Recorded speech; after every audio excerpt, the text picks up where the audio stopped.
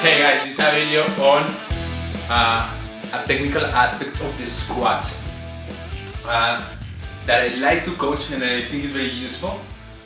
First, let me tell you, this is a cue that is most useful for people that has a generalistic approach to squatting. So people that is like, that is not basically a power lifter, in which they need their squat archetype to be very precise for them, because what they do is squat and they want to personalize to the point that they can just meet the standard of competition and lift the heaviest weight possible.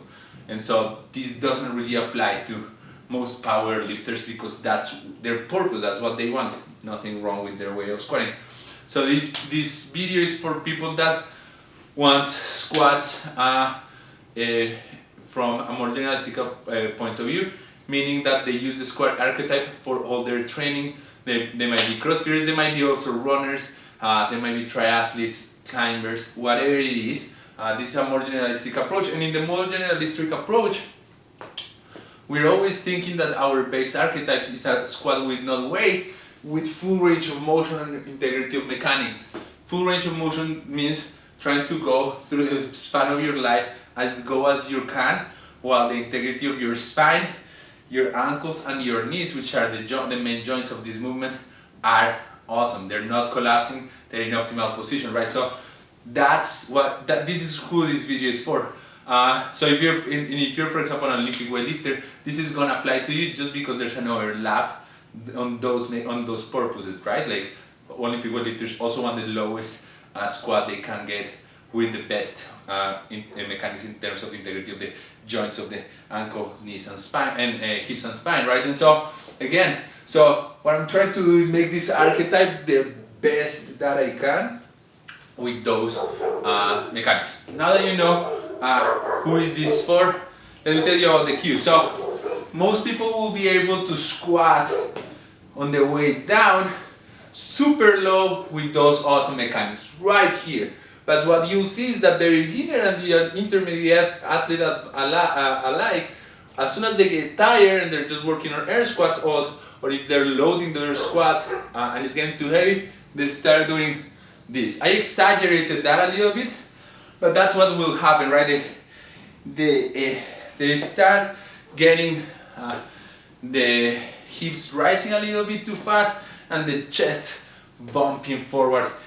And if you look at the internet, you probably blames flexibility for everything, or says that is something wrong or there's a quick fix. There's nothing inherently wrong with that. It's a very simple thing to explain. When you go from here to here, you have effectively, your body have effectively moved from a movement in which the knee joint is very loaded to load more the hips. The hips is a more robust joint that can use all the back muscles to lift. And so what your body is doing is putting yourself in a mechanical, more advantageous position. What happens? And that's also why power lifters tend to squat like this. Right? That's also why they cannot go very low. Anyhow, again, not a problem.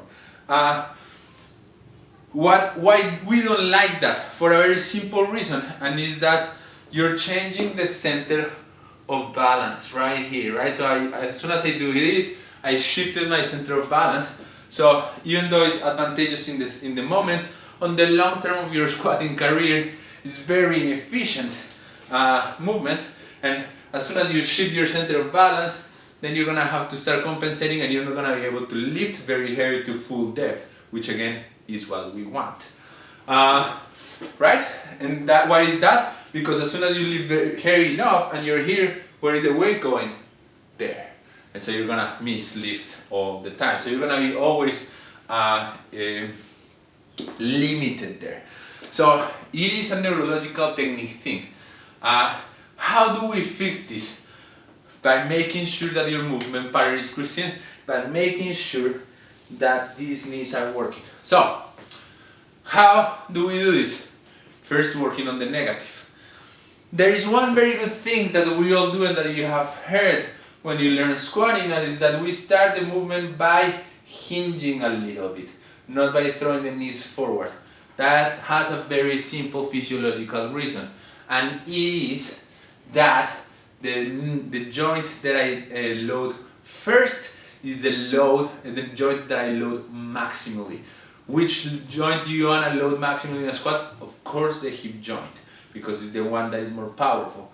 That said, that micro hinge is minimal, and I should still be trying to bring not the hips really back, but as soon as I load the hips, then I'm trying to bring the hips forward right in between my hips. That's gonna keep me vertical, it's gonna keep the weight balance on my feet, and it's gonna allow me to load also the knees, which I want to load no matter what.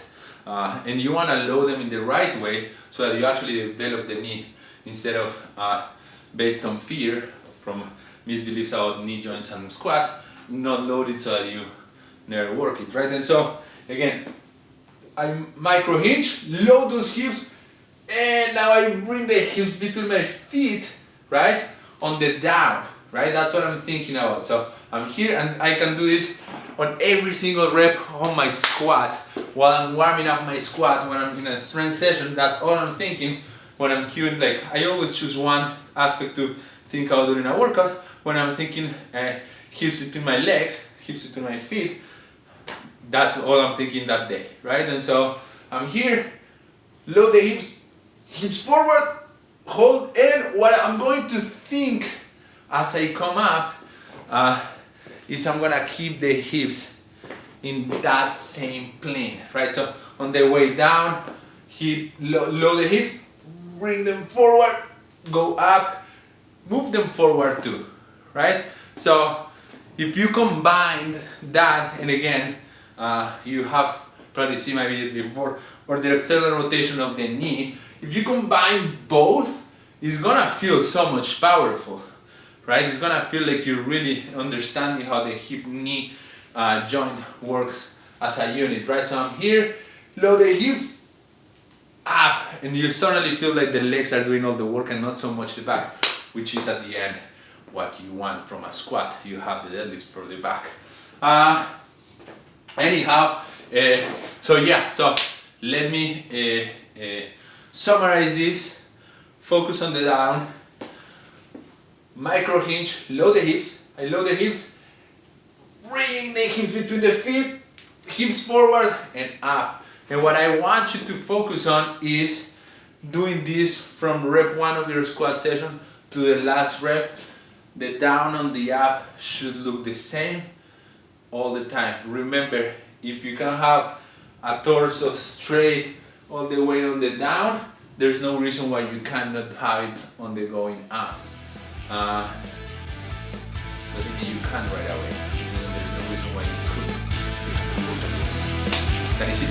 You're attractive.